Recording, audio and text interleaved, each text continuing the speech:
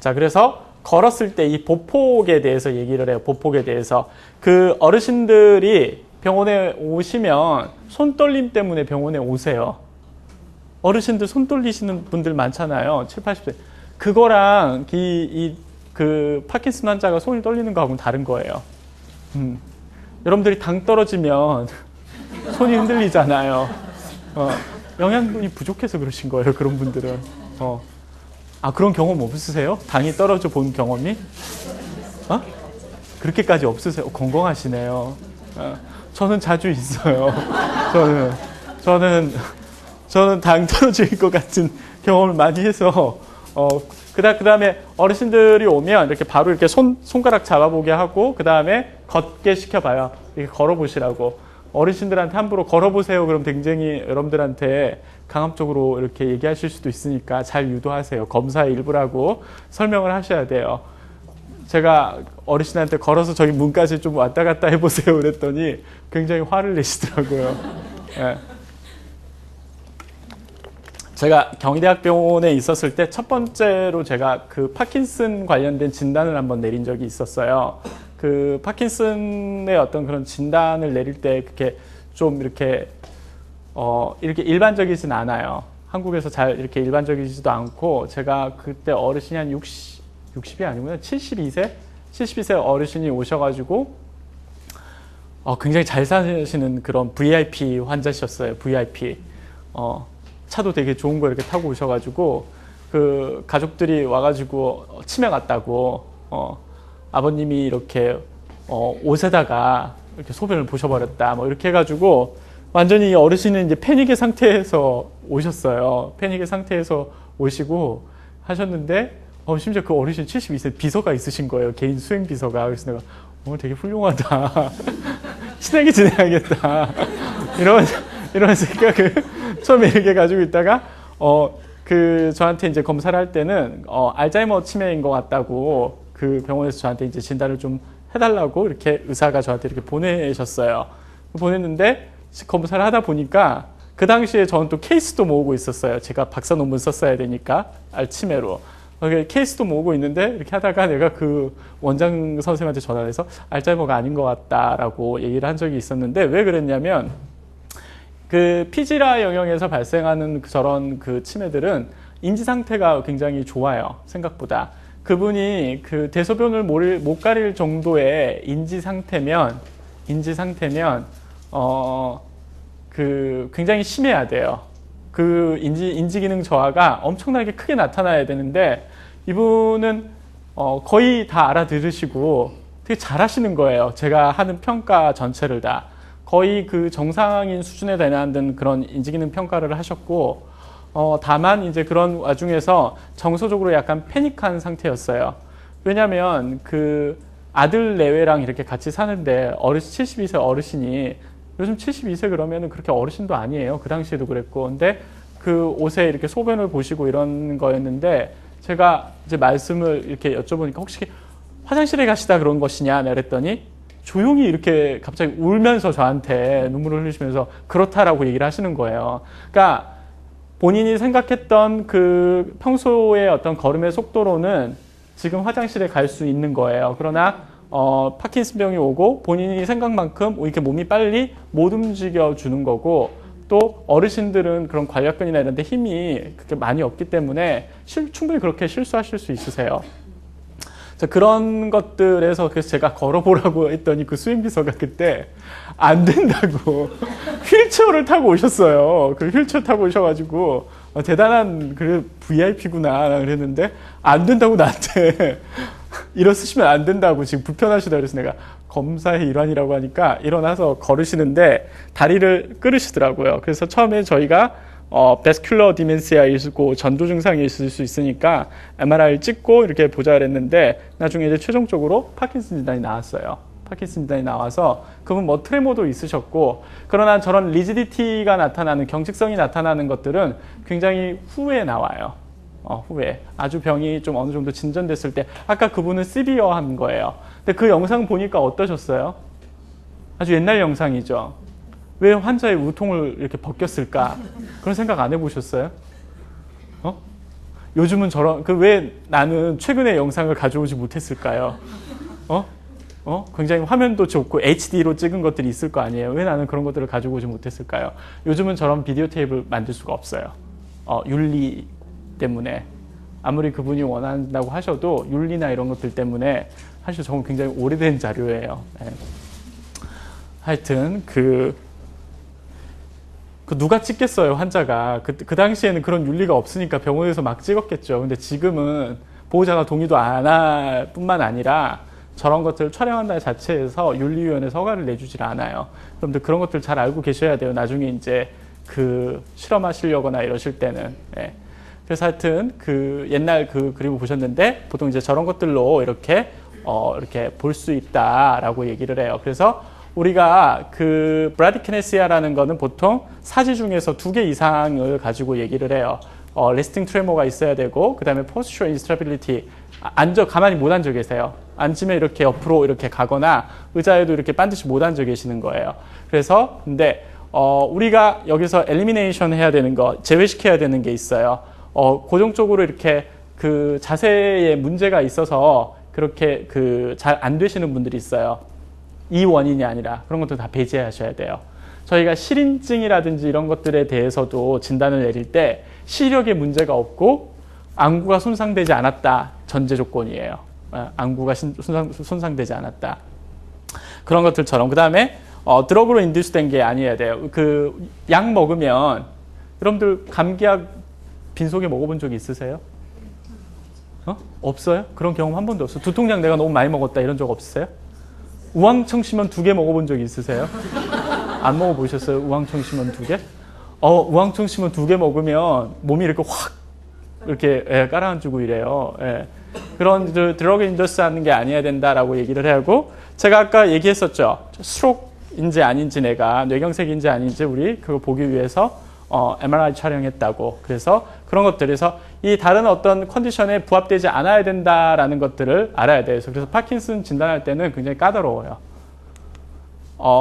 이 이제 제일 많이 하는 것 중에 하나는 치료는 이거는 엘도파 용법이라고 해서 아까 제가 보여드렸죠. 마이클 제이 폭스가 받았던 것도 엘도파 용법이에요. 엘도파라고 얘기를 하는데, 엘도파 하면 그 컨세겐스가 있어요. 사이드 에펙트가. 분명히 그 존재를 하는데 코클리아 증상이 나와요. 그 엑세시브한 과잉된 운동의 어떤 그런 모습들이 나온다라는 것들을 알고 계시면 될 것 같아요. 그러니까 쭉 봤는데 이거 말고도 이제 알츠하이머가 그 혼합된 이제 치매들이 굉장히 많아요. 뭐 알츠하이머하고 그 다음에 그 뇌 손상하고 같이 오는 그것도 있고, 여러분들 대형 교통사고 환자들 있죠. 뇌 손상이 오신 분들은 거의 좀 이렇게 연세 좀 많이 드시게 되거나 이러면 치매가 와요. 손상 수준에 따라서. 실제 제가 보면은 교통사고 환자들 이렇게 계속 펠로우 하거든요, 검사를. 여러분들 이게 그 신경심리 평가, 나중에 이제 대학원 선생님들은 들으시겠지만은 거기서 보면은 신경심리 평가는 심리평가하고 다르게 굉장히 구간별로 계속해 펠로우를 해요. 처음에 이제 사고가 났을 때는 한 6개월, 또 알츠하이머병이 걸리면 한 8개월 수준으로 해서 계속해요. 왜? 병이 진전이 어느 정도 되고 있는지, 약의 효과가 있는지 이런 것들을 보기 위해서 얼마나 변화되고 있는지. 그래서 교통사고가 나오면 그 뒤에 이렇게 돈이나 이런 것들도 더 측정을 하잖아요. 그렇게 계속 검사를 하셔야 돼요. 뇌 손상이 오시면. 자, 그런 것들에 대해서 이렇게 해서 혼성된 여러 가지 이제 치매들이 이렇게 있는데, 퇴행성 질환 해가지고 방금 보셨던 것들부터 시작해서 뇌 혈관에 관한 것들, 그 다음에 뭐 결핍성도 있어요. 결핍성. 그 치매 고위험자 중에 알코올 중독자들 이렇게 알코올 많이 마시면 비타민 B 결핍이 오잖아요.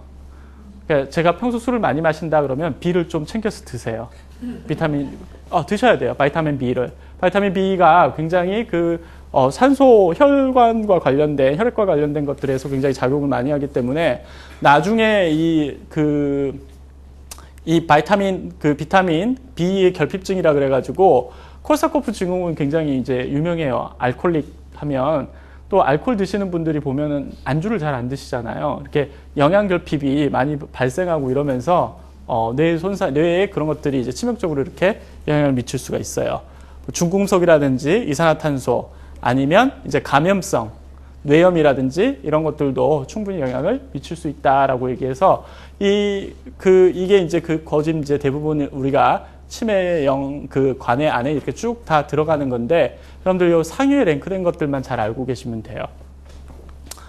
그래서 이제 알츠하이머병을 볼 거예요. 지금부터 알츠하이머병을 볼 텐데 이 사람이 이 알츠하이머예요. 알로이드 알츠하이머라고 제가 그 독일의 뮌헨 대학에서 학위를 했어요. 뮌헨 대학에서 학위를 했는데 이 알츠하이머병이 이 독일의 뮌헨 대학에서 처음에 이렇게 명명이 된 거예요. 뮌헨 대학 의과대학에서 제가 그 신경정신과 이쪽으로 이렇게 들어가면은 굉장히 많은 학자들 사이에 하나에 있어요.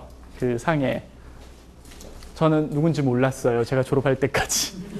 제가 언제 알았냐면, 제가 박사 논문 이렇게 발표를 하는데, 다른 도시에서 교수님이 오셨어요. 다른 의과대학에서 신경과 교수님이 오셨는데, 하여튼 멀리서 오셨어요. 멀리서 오셔가지고, 제가 이제 박사 논문 발표를 하는데, 교수님이 한 5명 계시는데, 한 분이, 너는 뮌헨 대학 의과대학에서 그렇게 알츠하이머가 나온 곳에서 이렇게 알츠하이머로 발표를 하니까 얼마나 영광스럽냐 그러는 거예요. 그래서 내가 여기서 나왔나? 내가 여기 있었나? 라고 이러고 있다가 그 길을 이렇게 한번 지나갈 일이 생겼어요. 논문을 거기다 갖다 내야 돼가지고. 거기 도서관에 제 논문을 하나 주로 이렇게 갔는데 내려올 때 보니까 정말 있더라고요. 저는 그 길을 수없이 왔다 갔다 했었어요. 왜냐하면 제가 수업 조교도 했었고 거기 해부학하러도 갔었고 이러니까 그렇게 자주 왔다 갔다 했던 곳인데 저도 그날 처음 알았어요. 다 끝나가는 날. 심지어 저희 지도 교수님도 가르쳐 주지 않았어요. 예. 관심이 없으셨던 것 같아요. 그래서 알로이드 알츠하이머가 이렇게 처음에서 자기 이름을 붙인 병이에요. 1915년에 이 이야기를 했다라고 얘기를 해요. 레건 대통령이 이 알츠하이머 병에 이렇게 걸리셨죠. 이렇게 많아요. 유명인들 중에서 이 알츠하이머 병에 이렇게 되신 분들 많죠. 왜 우리 극 중에서 아름다운 수에도 걸렸고, 많이 걸렸잖아요. 예. 저기 그런 것처럼. 자, 이게 이제 가장 이제 큰 거는 메모리 프로블렘이 생긴다. 기억에 문제가 이제 발생한다라고 했고, 퇴행성 질환이에요. 퇴행성 질환이고, 여기 또 나왔죠. 지금까지는 이렇게 없어요. 치료 방법이. 제가 이런 강의를 이렇게 하다 보면 많은 학생들이 그거를 물어보세요.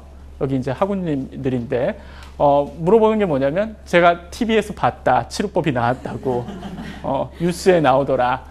그거는 이제 저희가 임상 연구를 하면 3상 연구도 있고 5상 연구도 있고 이래요. 몇 번의 검증을 거쳐야 되는데, 보통 3상 동물 실험. 동물 실험 끝나서 동물한테 먹였는데 죽지 않더라. 동물한테 먹었는데 효과가 있더라. 그 다음에 사람한테 적용했더니 죽지 않더라. 그 다음에 다시 효과가 있더라. 이 효과도 여러 번 검증을 해야 돼요. 맹검도 해야 되고 많은 검증을 해야 되는데 보통 이제 뉴스에 나오는 거는 쥐한테 먹였더니 효과가 있더라예요. 쥐한테 먹여서 효과가 우리가 보려면 엄청나게 많은 시간이 걸려요. 여러분들 예전에 황석 박사 기억이 나시죠? 황석 박사가 이제 스템셀 얘기하셨는데 스템셀을 가지고 정말 재활에서 사람이 일어서게 하려면 아무리 저희가 이제 스템셀에 대해서 연구가 이루어져도 그 시기까지는 또 굉장히 오래 걸려요. 스템셀 내가 맞았다고 없는 팔이 이렇게 자라날까요? 바이오 용사도 아니고. 그거는 그렇게 빨리 이렇게 되는 것들이 아닌데 굉장히 여러분들 그래서 집중해서 들으셔야 돼요. 그런 뉴스를 들을 때는 그래서 쥐한테 이렇게 했는데 동물 실험에서 성공을 했다. 임상 1차에서 성공을 했다. 2차에서 성공을 했다. 이렇게 자세히 보면 나와 있어요. 에이즈도 어느 날은 고쳐졌다 그러놓고 에이즈의 날 되면 많은 사람들이 힘들어한다 그러잖아요. 언제 고쳐졌다던데 왜 저러는 거야? 에이즈도 이제 2상에 들어갔는데 문제는 뭐냐면 에이즈는 좀 3상을 가기가 너무 어려워요. 그 특성 때문에. 걸리게 해놓고 약을 먹일 수가 없잖아요. 이런 여러 가지 문제가 있어요. 그게 프리벤티브한 약인데, 프리벤션 하는 그런 예방하는 약인데, 우리가 먹여놓고 노출시킬 수 없잖아, 사람을요. 그러니까 그게 한계가 있는 거죠. 어떤 실험이든지. 자, 그래서 여하튼 지금까지는 치료에 그게 없다라고 이렇게 되어 있어요. 그 원인 중에서는 크게 이제 저희가 두 가지로 나눠요. 수혜가 걸렸던 알츠하이머병하고 어르신이 수혜가 걸렸었어요. 극 중에서. 기억이 안 나세요? 드라마를 좀 보세요. 드라마 제목도 내가 가르쳐 줄 수 있어요. 천일의 약속. 한 회도 빼지 않고 제가 다 봤어요. 그 드라마 이렇게 보시면 알겠지만 굉장히 젊은 나이에 이렇게 걸려 있었죠. 제 그 환자 중에서도 36살 여성이 있었어요. 36살인. 여러분들 왜 치매 안 걸리려면 뭐 해야 된다 그러죠? 고스톱 쳐야 된다 그러죠. 고스톱 치매 안 걸릴까요? 교수도 걸리는데? 교수도 걸리는데 안 걸릴까요? 심지어 그분 수학 선생님이셨어요. 수학 문제를 얼마나 많이 푸는데도 피해가지 못하고 이제 겁나시죠. 수학 선생님도 걸리셨다 그러니까. 저는 그때 겁났었어요. 수학 선생님이 제가 정말 진단을 내려야 되나 막 이렇게 고민하고 있었었는데 그렇게 걸린 어떤 거하고 그 다음에 나이가 연장이 이렇게 65세가 넘으셔서 이렇게 자연스럽게 치매가 온 거하고는 달라요. 물론 병의 원인은 같아요. 그 병에서 일어나는 어떤 일들, 병인론적인 것들은 같은데 시작은 달라요. 시작은. 하나는 유전적인 거고 하나는 유전적인 게 아니에요. 그래서 저희가 치매 연구를 할 때 조발성 치매냐 조발성 치매가 아니냐를 나눠야 돼요. 그러면 내가 치매 연구를 할 때는 이 군은 들어올 수가 없어요. 그래서 그분은 제가 진단은 내렸지만은 제 치매 연구에는 들어오지 못하셨어요. 또 제 치매 환자 중에 55세 여성이 계셨었어요. 55세 여성인데 그분은 좀 되게 안타까운 면이 있다. 제가 나중에 감별 진단에 대해서 잠깐 얘기를 할 텐데 안타까웠던 거는 1년을 진단을 못 받으신 거예요. 다 우울증으로 진단을 받으시다가 이렇게 돌아다니시다가 결국 그때 제가 있는 병원에 와서 제가 치매인 것 같다 아무래도 라고 얘기를 해서 이민 가려고 준비하고 계셨는데 저 때문에 이민 못 가고 말해서 제가 원수가 될 뻔했어요. 그 집안과. 여하튼 그렇게 될 때도 있어요. 거기도 55세기 때문에 조발성이 들어가요. 근데 실제 검사를 하니까 유전자가 있으셨어요. 여러분들 결혼하기 전에 하나 더 늘어났죠. 유전자 검사를 이제 하셔서 상대방에게 저기 아폴리 유전자가 아포2 유전자가 있는지 없는지 2가 두 쌍인지 4가 두 쌍인지 이제 검증을 하셔야 돼요. 자, 그 뉴럴 디케이라 그래서 이제 우리가 이제 문제가 생기는 거예요. 뇌에서. 첫 번째가 파이브러리가 생긴 거예요. 섬유 엉킴이라든지 아니면 플라그가 생긴 거예요. 여러분들 플라그는 언제 들어보셨어요? 그렇죠. 그렇죠. 단백질이에요. 플라그가. 단백질이 뇌에 쌓이는 거예요. 뇌에. 그 단백질이. 저 단백질이 언제 발생을 하냐면 뉴런이 대사를 할 때 발생하는 단백질이에요. 그러면 글리아셀들이 그것들을 다 채워야 되는데 그렇지 못하는 거예요. 그래서 추후에 이걸 자세히 설명을 드릴게요. 근데 이게 시작되는 곳이 이 히포캠퍼스라는 곳에서 가장 먼저 시작한다라고 얘기를 하는데 저 히포캠퍼스라는 건 해마체라고 얘기를 해요. 해마같이 생겼다고 해서 저는 정말 많이 봤어요. 저거를. 단 한 번도 제가 해마같이 생겼다고 생각을 해본 적이 없는데 선에 먼저 있었던 연구자들이 해마라고 하여튼 이름을 붙이셨어요. 근데 그 해마에서 먼저 발생을 하는데 그 해마의 어떤 주요 기능은 우리 기억을 할 때 여러분들 코딩을 해요. 컴퓨터도 여러분들 기억을 쓰지만 기억 버튼을 누르면 컴퓨터에서 컴퓨터야 기억이란다 이렇게 얘기를 하는 게 아니고 컴퓨터가 기억은 그 컴퓨터 이진법이잖아요. 0으로 들어가면 니은은 00으로 들어가는 거예요. 디귿은 01로 들어갈 수도 있고 다 그 코딩을 하는 거예요. 그러면 이 정보를 갖다가 뇌가 이해할 수 있는 정보로 바꾸는 거예요. 저희가 보고 듣고 이렇게 냄새 맡고 이런 것들을 갖다가 다 뇌가 이해할 수 있는 정보로 바꿔주는 역할을 하는 게 히포캠퍼스예요. 히포캠퍼스는 또 그 정보를 갖다 저장해야 되고 우리가 나중에 필요할 때 다시 출력해야 되죠. 그래서 그 기능을 담당하는 게 히포캠퍼스다라고 생각을 하시면 돼요. 그러니까 알츠하이머가 저기서부터 시작을 하니까 어떻게 돼요?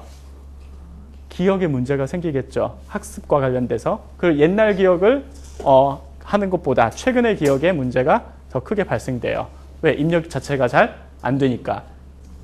자, 그 다음에 이제 유전자에 문제가 생기는 거예요. 그 가족력이 있어서 그래서 65세 이하 에서 약 5%가 알츠하이머 환자의 5%가 발생한다라고 얘기를 하는데 최근에 이렇게 막 늘어나고 있다라고 얘기를 해요. 실제 알로이드 알츠하이머가 처음에 그 치매에 대해서 얘기를 할 때는 80세 이상이라고 얘기를 했었어요. 거의 뭐 70세, 80대 가야지 걸린다라고 했는데 지금은 그렇지 않아요. 지금 60세, 뭐 65세였다 60세 뭐 이렇게 얘기하고 코온 연구 나올 때마다 많이 바뀌는 것 같아요.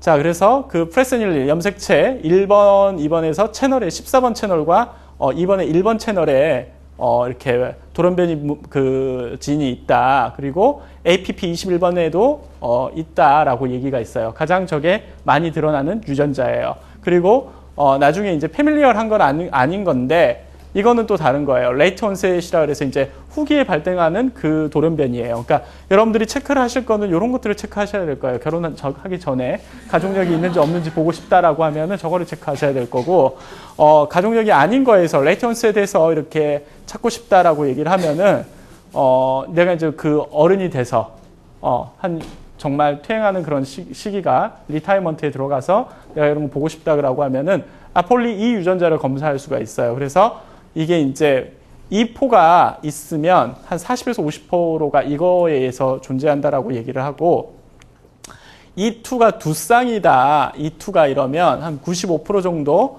원인이 될 수 있다라고 얘기를 해요. 그러나 이게 전체 스터디의 한 10%에서 20% 정도만 차지를 해요. 알츠하이머에서. 그리고 저 유전자를 가지고 있다고 해서 100% 다 알츠하이머가 오는 건 아니에요. 무슨 말씀이신지 알겠죠? 예. 물론 안젤리나 졸리 같은 애들은 저런 검사를 해가지고 있다라고 하면은 그리고 유방암 수술을 받았잖아요.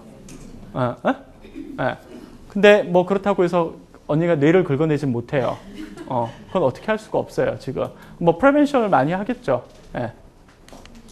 자, 그래서 이제 프라그하고 이제 탱글이 가장 이제 큰 문제예요. 실제 어떻게 되든 그게 유전적이든 아니든 이 병원론이 발생한다는 얘기예요. 브레인에 이제 그 암노멀한 스트럭처 구조가 이렇게 생긴다는데 베타 아밀로이드가 이렇게 생기는 거예요. 이렇게 그 세포가 셀바디에서 대사를 하면 이렇게 단백질체가 나와요. 단백질체가 나오면 이게 나오면서 이 잘라진 이 수준에서 효모하고 이 베타 아밀로이드가 발생하게 되는데 이것들이 나중에 붙어가지고 엉키는 거예요. 이게 원래 치워서 없어져야 돼요. 없어져야 되는데 저기 계속 쌓이는 거예요. 저기 계속 쌓이면 어떻게 될까요? 여러분들 쓰레기 아저씨들 있죠. 우리 환경미화원 아저씨들 얼마나 고마우신 분들이에요. 그분들이 하루 주말이라든지 연휴가 껴서 그 수거 안 해가신 날 이런 적 본 적 있어요? 그 앞에 얼마나 쌓이는지 엄청나게 쌓이죠. 예, 그런 걸 생각하시면 돼요. 저게 1년이 지나가면 어떻게 될까? 발 디딜 틈이 없어질 거예요. 굉장히 고마우신 분들이에요. 우리나라는 그분들이 파업을 안 하시니까 모르지만 유럽은 그런 분들이 파업을 많이 하세요. 제가 살던 데서 한번 그 환경미화원 어르신들이 파업을 하셨어요. 그분들이 파업을 하시니까 한 10일 동안 이걸 안 치워가니까 동네에서 악취가 나고 이러는 거예요. 제가 아까 뉴런이 얼마나 고귀하다 그랬죠? 엄청나게 프레시한 것들만 먹고 산다 그랬죠? 자멸해요. 죽게 되고. 네. 자, 그 다음에 이렇게 그래서 이 아밀로이드가 발생해서 플라그가 생기고 이 플라그로 인해서 뉴런이 죽게 된다라는 얘기예요. 그 다음에 이제 탱글이 엉킴이 생겨요. 이건 또 뭐냐면 이거는 세포 안에서 생기는 거예요. 세포 안에. 저희 세포 안에도 토프로테인이라는 게 있어요. 토프로테인이라는 게. 그래서 이 축색으로 이렇게 지나가는 그 다발 안에 굉장히 여러 개의 이렇게 그 프로테인들이 있는데 이것들이 원래는 이렇게 잘 호수 모양으로 이렇게 잘 만들어져 있어서 엉키지 않았었어야 돼요. 그러나 어떤 이유에서인지 모르겠는데 이 안에서 얘네들끼리 뒤엉켜버린 거예요. 풀어져가지고. 그 원인에 대해서는 모르겠는데. 그래서 밖에서는 플라그가 쌓이는 거고 이 안에서는 토프로테인 때문에 신경섬유 다발에 엉킴이 생기는 거예요. 이 두 가지가 알츠하이머 병이 생기는 원인이에요. 세포가 죽는 원인이 저것 때문이다라고 얘기를 해요. 그러니까 TV 나올 때 보면은 약을 개발했다 그러면 플라그를 분해하는 데 성공했다. 뭐 그런 뉴런 그 자체를 그래서 글리아셀의 그 능력을 증가시켰다. 어쨌다. 이런 얘기들이 굉장히 많이 나오는 이유가 저런 이유 때문에 그러는 거예요. 저렇게 해서 이제 아까 제가 어트로피를 한번 얘기를 했었죠. 쪼그라든 수축됐다고. 이게 이제 정상인의 뇌예요. 이게 알츠하이머 환자의 뇌인데 굉장히 쪼그라든 것들이 많이 보이죠. 예, 군데군데. 백질이 가장 겉에 있기 때문에 그레이 매터는 그 셀 바디가 우리 세포 몸이 죽게 되면 그 공간이 비기 때문에 줄어들게 되는 거예요. 실제 이제 이게 펫 영상으로 이제 그래픽하게 이제 본 건데 정상인화 뇌하고 이렇게 보면은 많이 수축돼 있죠. 이거는 근데 여러분들 굉장히 많이 진전된 상태예요. 여러분들 초기에는 MRI로 저렇게 확인할 수가 없어요. 영상으로. 거의 정상인 뇌하고 똑같으세요. 그리고 여러분들 뇌 크기가 다 다르잖아요. 어떻게 알아? 정준하는 클 건데. 어떻게 알겠어요? 너는 뇌가 작아서 그래. 절대 그럴 수가 없어. 우리가 기존의 것들, 그래서 최근에는 어떤 분들이 있으시냐면, 그, 볼리메트릭이라고 해서 이제 크기 정도를 비교하는 게 있어요. 그, 뉴로사이언스에. 그래서 어떤 그 선생님들은 자기 걸 찍어놔요. 건강할 때. 그래서 그거를 베이스라인 삼아가지고 비교를 하려고 하시는 분들이 있어요. 우리나라는 그런 분들은 별로 없는 것 같은데, 제가 외국에서 봤을 때, 저 연구할 때 보면 찍을 수 있어요. 제 MRI 연구할 때도, 들어가서 그냥 한 번씩 우리가 한번 찍어봐요. 환자 내 클라이언트가 내 시험 대상자가 와가지고 얼마나 고통스러워하나 뭐 어쩌나 이렇게 보려고 자극이 잘 움직이나 보려고 이렇게 MRI 안에 들어가서 이렇게 한번 찍어보거든요. 근데 그때 이렇게 보면서 그때 영상들이 연구원들은 대부분 하나씩 가지고 있어요. 그런 영상들을. 자, 히포캠퍼스 아까 제가 어디 있는지 알려드린다 그랬죠. 뇌 이게 겉으로 보이는 게 아니에요. 투시도처럼 이렇게 뇌 안을 들여다봤다라고 하면 이렇게 보이는 거예요. 실제는 겉이 이렇게 콜텍스로 이렇게 막혀져 있겠죠. 이 안에 이 깜빡깜빡하는 부분이 있죠. 이 부분. 요게 히포캠퍼스고 요 안에 이제 안 깜빡거리는 요 부분이 있죠. 이게 아미그달라예요. 아미그달라는 여러분들 그 불안이라든지 굉장히 그 네거티브한 어떤 공포라든지 이런 것들을 담당하는 기관 중에 하나예요. 아미그달라가. 이 전체, 이 주위 영역까지 해가지고 우리가 그 히포캠팔 에어리어라고 얘기를 해요. 엔토라이널 콜텍스라고도 얘기를 하는데 이 전체 요 주위가 전부 다 그 관련돼 있어요. 기억들과. 그 기억에 관련돼서 또 얘기를 하는데 그 알츠하이머병에 걸리면 첫 번째 증상 중에 하나가 장소 갔던 데가 이상하게 느껴지거나 이러죠. 평소 가던 곳인데 왜 그러냐면 이 히포캠퍼스 안에 플레이스셀이라는 게 있어요. 플레이스셀이라는 게 우리가 장소를 기억하는 지각하고 기억하는 그 뉴런이 이 히포캠퍼스에 있어요. 그래서 이 해마체 손상이 오면 그렇게 늘 가던 곳들도 잘 낯설게 느껴지고 이럴 수 있어요. 충분히. 자, 이제 요거에 관련된 어떤 리스크 팩터들이 있어요. 리스크 팩터, 위험 요인들이 있는데 패밀리 히스토리, 가족력이 있으면 의심할 수밖에 없겠죠. 가족력이 우리 가족 중에 치매 환자가 있었다라고 얘기를 하면 기억을 되돌려 보세요. 지금 저는 있었어요. 저 초등학교 다닐 때 였는데 저희 증조 할머니가 치매셨어요. 증조 할머니가. 근데 저희 할머니가 안 모시고 저희 어머님이 모셨어요.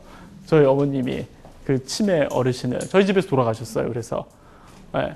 저는 이제 그것까지는 아니라 저희 누나까지인가? 우리 할머니 오줌 받고 이랬었어요. 어렸을 때. 가족이 다 그거 해가지고. 그래봤자 뭐 저희 누나도 초등학생이었겠죠. 예, 초등학생이었는데 그때 뭐 그렇게 했던 기억이 났던 것 같아요. 자, 그것도 있고 그다음에 다운 신드롬 여러분들 잘 아시죠? 예, 다운 증후군. 다운 증후군은 여러분들 아시죠? 다운 증후군의 그 평균 수명이 굉장히 짧다는 거 알고 계시죠? 굉장히 짧은데, 그래서 저분들의 어떤 정말 퇴행에 그냥 굉장히 올드 스테이지에 들어갔다라고 하는 게 한 40대?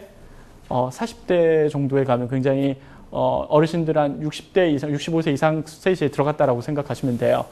그렇게 생각을 한다면, 했을 때, 그때쯤 이렇게 치매가 오세요. 알츠하이머가.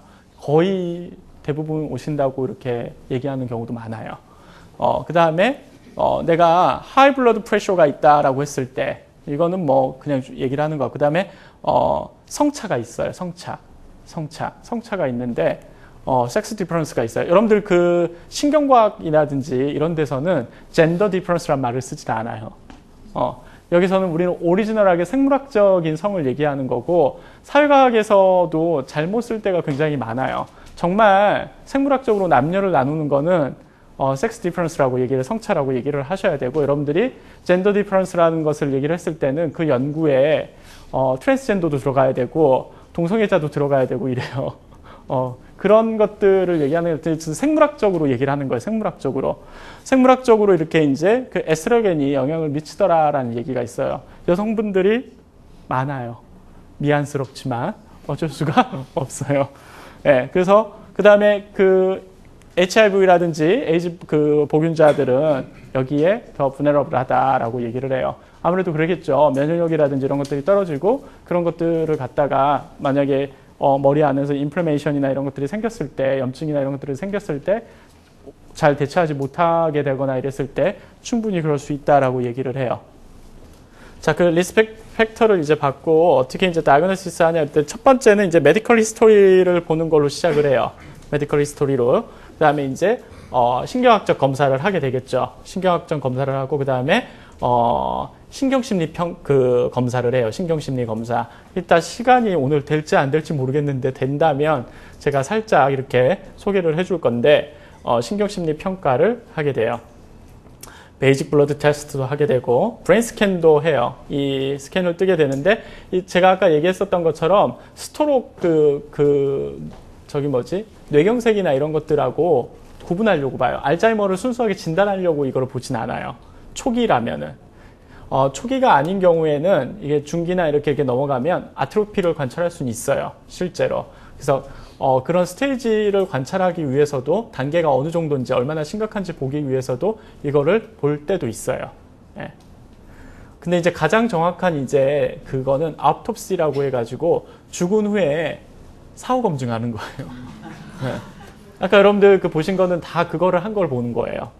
사람의 뇌를. 최근에는 이제 그 EEG 같은 걸로 해가지고 이런 게 있어요. EEG 뇌파로 해가지고 근데 이제 이게 활용화되지는 않았어요. 연구하는 사람들 중에서는 수많은 에비던스를 지금 내고는 있어요.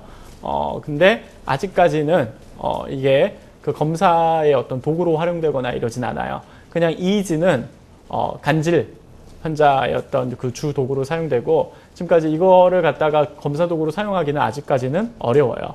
그래서 이제 알츠하이머 진단을 할 때 이렇게 쭉 해서 이거를 갖다가 이렇게 하는 도식도가 있는데 맨 마지막에 이제 가면은 그 브레인 이미징 검사를 하게 되는 거예요. 그래서 요 순서에 이렇게 따라서 간다라고 정도까지 여러분들이 이해하고 있으시면 될 것 같아요. 증상에 대해서 볼게요. 증상. 냄비 많이 이제 태우시고 냄비 많이 태워보셨나 보세요. 저는 저희 어머님이나 이렇게 해서 냄비 태우고 이러실 때 되게 어떻게 사람이 저럴 수 있을까라는 생각을 했었어요. 제가 집에서 후라이팬을 한번 태워본 적이 있어요. 실제. 사람이 그럴 수 있구나 라는 생각을 했었어요. 네, 후라이팬을 올려놓고 제가 제 방에 들어가서 한 20분 통화를 하다 나왔는데 그 집에서 이렇게 막 삑삑삑삑삑 소리 나는 것 때문에 내가 나와가지고 또 누구네 집이야 이러면서 내가 그러면서 나와서 내가 굉장히 곤욕을 치렀던 기억이 나는데 누구에게든지 있을 수 있는 것 같아요. 근데 다만 이런 심통이 발생했을 때 저걸 누가 했는지 아는 거하고 모르는 거에 큰 차이가 있어요. 예.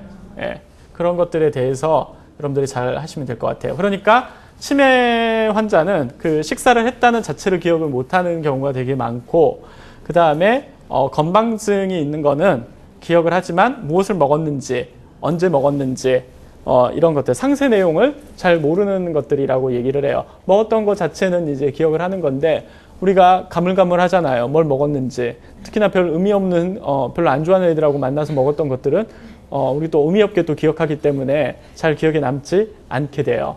그런 게 이제 주요 증상 중에 하나인데 그래서 이제 그 메모리 로스 그 기억 상실이 기억을 잃어버리는 게 가장 큰 거고 그 다음에